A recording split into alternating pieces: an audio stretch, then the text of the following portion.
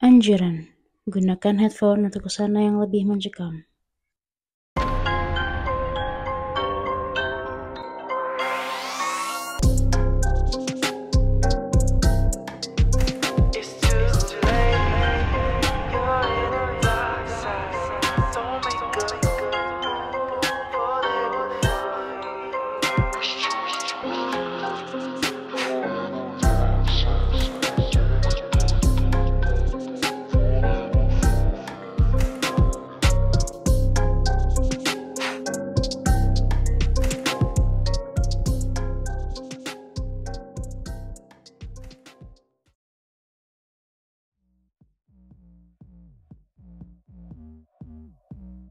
Hai Tigaran, selamat malam dan salam berjumpa kembali. Selamat datang di season keempat, khususnya episode perdana. Nah, di episode perdana kali ini gue mau ceritain mengenai sebuah kisah mistis yang berasal dari salah satu pekerja shift malam di salah satu pabrik yang cukup besar ya. Dan pabrik ini tuh bergerak di bidang pengolahan bahan plastik yang tak perlu disebutlah namanya. Nah, sebenarnya para pekerja di sana tuh sudah cukup sering ya mengalami hal aneh. Tapi karena sudah terbiasa, mereka pun tidak lagi mempermasalahkan. Ada banyak cerita deh pokoknya yang beredar di pabrik tersebut. Nah, cerita ini tuh terjadi sekitar 4 tahun lalu, dan itu saat saya baru lulus sekolah ya, dan langsung mendapat pekerjaan. Di pengalaman kerja saya yang pertama, itu saya langsung mendapatkan tempat kerja dengan sejuta cerita yang rasanya seru ya kalau untuk dibagikan. Jadi, saya ini akan bercerita tentang teror suster ngesot yang ada di pabrik saya waktu saya bekerja dulu. Nah, kenapa suster ngesot bisa ada di pabrik? Nah, sebenarnya itu bukan suster ngesot. Itu tuh hantu wanita biasa yang cara jalannya ngesot. Makanya para pekerja di sana menyebutnya suster ngesot. Sosok itu sebenarnya sudah terkenal sekali ya. Hampir semua orang pabrik tuh tahu cerita ini. Sudah seperti urban legend lah. Jadi kawasan pabrik saya ini memiliki 3 gedung. 2 gedung di depan menghadap jalan raya, dan 1 gedungnya lagi di belakang ya, yaitu gedung 2. Nah, gedung 2 inilah yang katanya angker. Pengalaman misi saya di pabrik ini, itu terjadi saat saya baru bekerja selama 1 bulan. Saat itu pertama kali saya dapat shift malam. Masuk jam 12 malam dan pulang jam 8 pagi.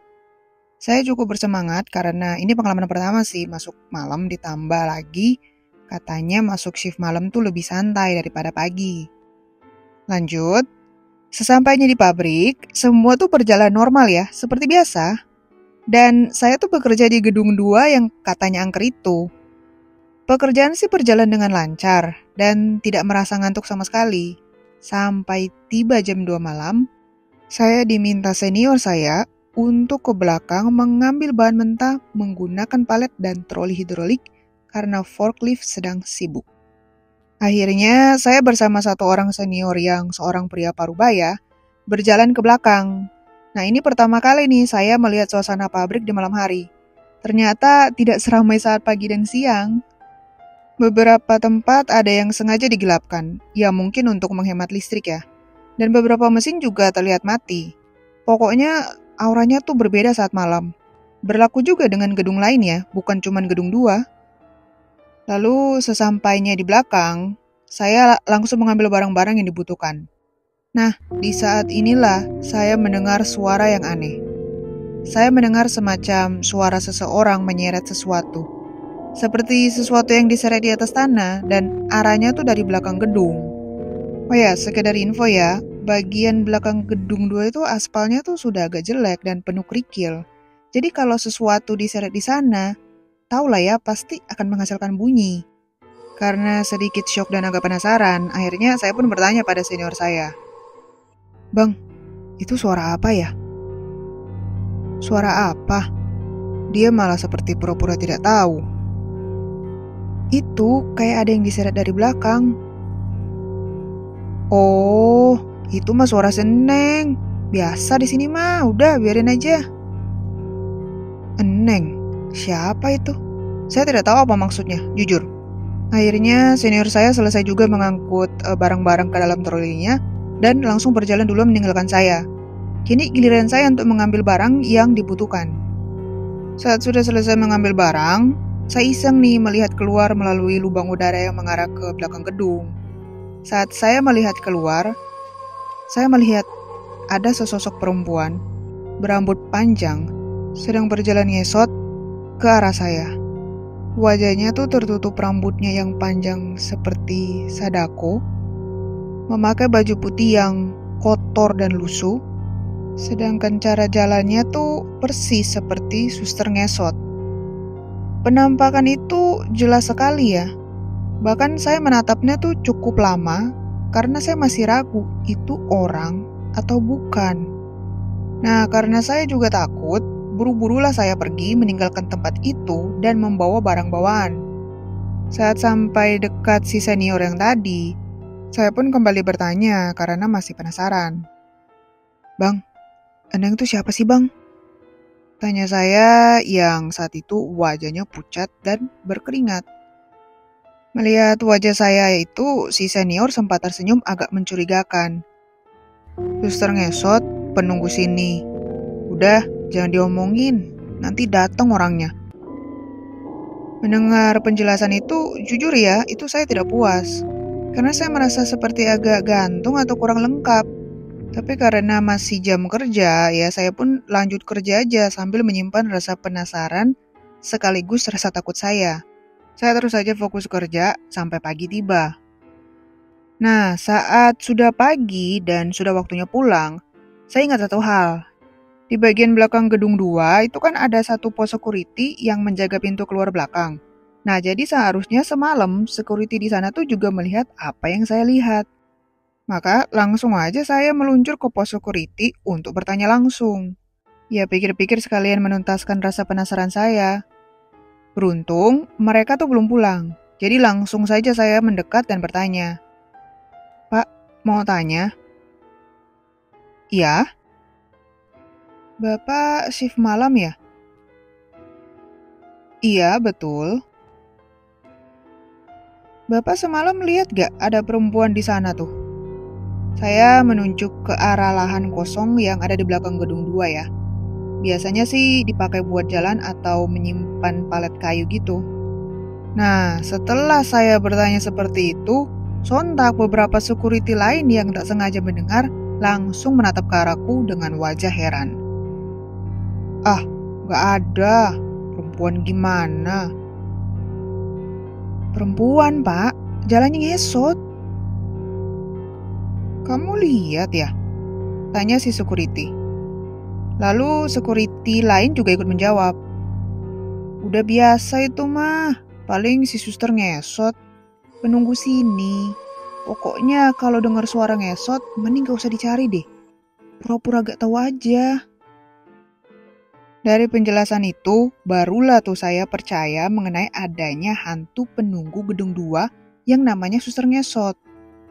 Saya juga sempat bertanya ke beberapa teman yang bekerja cukup lama, dan mereka sempat membenarkan tentang adanya mitos itu. Pesan mereka pun tuh sama, pokoknya kalau dengar suara ngesot, jangan dicari. Pura-pura gak tahu aja. Ada juga yang bilang kalau si suster ngesot ini hanya muncul tuh saat jam 11 ke atas. Nah, ada yang cerita katanya hantu itu adalah arwah penasaran yang dibunuh dan dikubur di sini. Semakin saya bertanya, semakin banyak cerita yang saya dapat sampai akhirnya saya cukup menerima bahwa sosok itu memang ada ya. Pengalaman ini tuh jadi yang pertama dan terakhir kalinya bagi saya.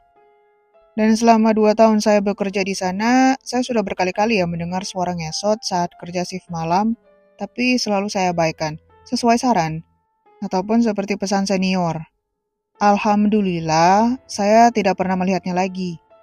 Mungkin dalam seminggu masuk malam ya minimal 1 kalilah saya dengar suara ngesot itu. Tapi sebenarnya ada gangguan lain di gedung 2 selain suster ngesot ya. Terutama untuk toiletnya tuh. Pernah ya 1 kali, saya sedang memakai toilet sendirian. Terus kemudian tiba-tiba terdengar suara kloset yang ditekan tombol flashnya. Padahal tidak ada apa-apa dan tidak ada siapa-siapa di toilet samping saya. Teman saya juga pernah ngalamin ya saat sedang memakai toilet yang sama. Pokoknya tiba-tiba tuh di toilet sampingnya terdengar suara batuk laki-laki beberapa kali. Padahal katanya saat itu dia sedang sendirian di toilet. Lalu cerita dari security juga nih, yang sedang iseng bernyanyi pas malam-malam. Tiba-tiba katanya terdengar suara perempuan misterius yang mengikuti nyanyiannya. Padahal tidak ada siapa-siapa di sekitarnya. Kalau kata si security, barusan saya nyanyi di belakang, terus tiba-tiba ada backing vokalnya, hebat. Ya itulah cerita yang bisa saya bagikan mengenai urban legend yang ada di tempat saya bekerja dulu. Oke, Tigaran, sekian dulu nih ceritanya. Kira-kira gimana tanggapan kalian nih? Boleh dong kasih di komen kalau kalian ada tanggapan, saran, atau masukan. Nah, kalau untuk cerita episode perdana season 4 kali ini, cukup membuat bulu kuduk kalian pada naik nggak? Oke, aku penasaran nih buat kalian yang kerja di kantor ataupun di pabrik. Apakah kalian pernah ngalamin hal yang serupa dengan cerita ini? Jadi kayak mungkin bahasanya diganggu oleh makhluk halus ya. Entah yang sifatnya sama persis yaitu kalian melihat langsung, ataupun yang mungkin hanya sekedar mendengar gitu loh. Jadi buat kalian yang benar-benar pernah ngalamin, kira-kira lebih serem mana sih? Kalian ngelihat langsung sosoknya, apa cuman denger doang? Jadi diganggu yang benar-benar sampai dia memperlihatkan diri, atau diganggu yang benar-benar cuma sekedar dia memperdengarkan suaranya dia doang. Atau yang iseng hanya ninggalin baunya aja. Nah lo, lebih serem yang mana? Kalau gua sih, menurut gua ya, yang paling serem kayaknya semuanya serem deh. Tapi kalau harus milih salah satu yang paling serem udah pasti sih yang nunjukin diri ya. Jadi ya kuat-kuatin iman lah, doa lah gitu kan. Bahkan di tempat kerja sekalipun tuh pasti harus tetap diawali dengan doa. Biar kita tuh dijauhi dari musibah yang tidak hanya bersifat musibah manusiawi, tetapi juga musibah yang bersifat alam goib alias gangguan makhluk halus. Karena kayaknya di mana-mana tuh pasti ada tempat, ada ruang yang memang kita nggak tahu sejarahnya, taunya aja tuh pokoknya angker gitu. Nah, jadi yang seperti itu patut untuk kita waspadai secara iman. Oleh karena itu, tetap kuatin doa. Oke, kira-kira itu aja untuk hari ini dan episode perdana kali ini. Kita lanjutin lagi nanti di episode berikutnya. Oke, sampai jumpa dan jangan kemana-mana, tetap di Tigaran.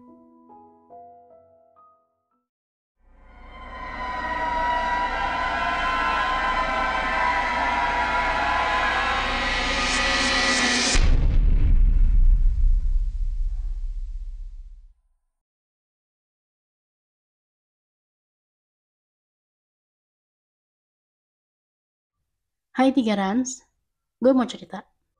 Tapi sebelum gue mulai, gue mengucapkan minal aidin wal faizin dan selamat menunaikan ibadah puasa bagi teman-teman Tigarans yang menjalankan ibadah puasa. Untuk episode kali ini gue mau cerita pengalaman pribadi gue. Kejadian ini dimulai dari gue dan 3 om gue serta 1 tante gue sedang take video horor di mana salah satu om gue itu menjadi narasumber yang memiliki cerita horor.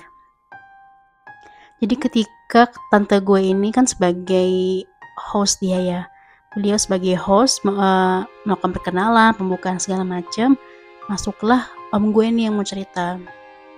Masuklah ke perkenalan om, terus mulai awal cerita gimana, belum ada setengah cerita, om gue tuh mulai risih, mulai resah, bukan resah sih, risih aja kayak ada yang gangguin.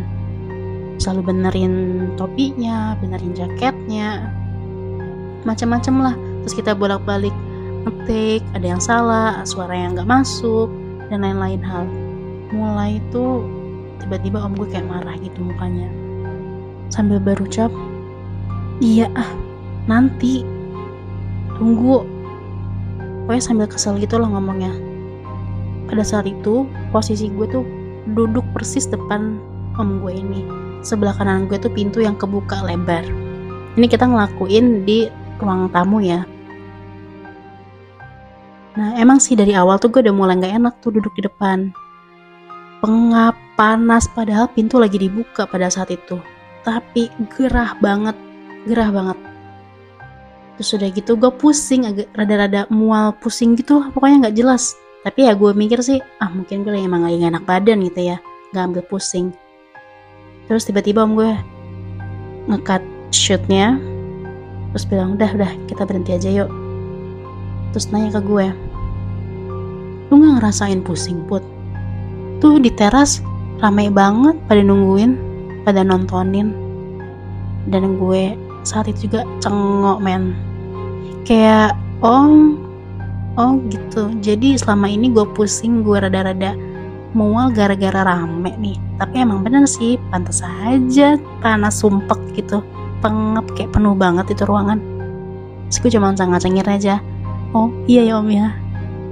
Terus om gue ngomong, udah dah kita berhenti aja deh, emang gak boleh kayaknya nih, gak suka mereka gue ceritain, katanya aib mereka. Jadi sampai sekarang itu cerita belum kelar guys.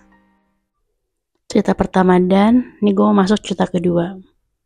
Cerita ini datang dari om gue, dan alhamdulillah om gue sudah mengizinkan untuk gue menceritakan ceritanya.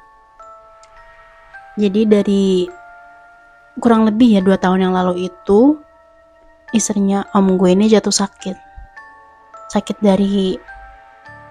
penyakit biasa, kayak emah kalau gak salah. Terus tiba-tiba jadi parah dan harus bolak-balik masuk rumah sakit. Dan gak hanya itu, sampai didiagnosa harus cuci darah atau gagal ginjal lah ya, bisa dikatakan. Dan itu membuat kayak tante gue tuh sampai kesadarannya tuh kayak dia kadang tuh gak mengenali suaminya gitu, sampai separah itu. Ternyata beliau ada yang bukan ngirim sih sebenarnya. Jadi bisa dikatakan ada si dukun yang mau ngirim ke om gue, tapi karena om gue pertahanannya kuat, jadi mental kenalah ke istrinya. Masa-masa itu masa berat sih ya, gak hanya buat om gue, keluarga om gue, tapi buat keluarga gue pribadi juga ngerasain kesedihan. Kayak kita juga gak bisa bantu apa-apa buat mereka. Yang hanya kami bisa bantu adalah hanya berupa doa buat tante gue ini. Dan kondisi tante gue ini juga naik turun, kadang better, terus tiba-tiba drop, terus mendingan lagi, sesek, down, terus mendingan. Nah ternyata kondisi tante gue ini dimana naik turun ya, itu disebabkan ada yang ngirimin. Percaya gak percaya teman-teman, tapi ada yang ngirimin ini tante gue. Kalau kondisi tante gue sesak nafas nih, tuh mulai tuh sukmanya tante gue diambil. Gue tahu dari mana, om gue tuh cerita, entah gimana, out of nowhere, tiba-tiba aja om gue tuh WA gue, terus cerita, Put, aneh tadi meraga sukma bantuin lepasin ruh yang dipakai buat ngerjain sukma istri aneh. Ruhnya dari noni Belanda, campuran Belanda Cina. Terus jenis hantu penasaran ini ganas. Tapi pas aneh datangin 2 kali, kedua kalinya datang aneh pukul, langsung kabur tuh dia. Terus gue tanya dong, wih dikirimin noni Belanda juga om? Karena kan emang sebelumnya kan banyak loh kirimannya kan. Terus beliau balas, bukan, kayaknya sih foto atau tas yang berupa baju atau rambut bini aneh ditanam di kuburan noni Belanda gitu. Gue pengen sih spill noni Belandanya tuh kayak gimana, karena ternyata noni Belanda ini nih terkenal. Dan ada, bukan terkenal, gue gak tahu sih terkenal apa enggaknya, cuman ini tuh ada lukisannya, lukisan perempuan berambut panjang. Mungkin kalau lo cari, nah terus lo dapet itu fotonya, itu nih Belandanya yang dikirim ke sukmanya tante gue. Nah terus om gue ngasih tahu kalau beliau lagi suka baca salawat, yang salawatnya ini ditakutin sama jin. Gue nggak mau sih nyebutin apa salawatnya ya, karena gue belum dapat izin itu untuk nyebarin salawat yang beliau pakai. Nah terus ada lagi pernah tuh om gue cerita.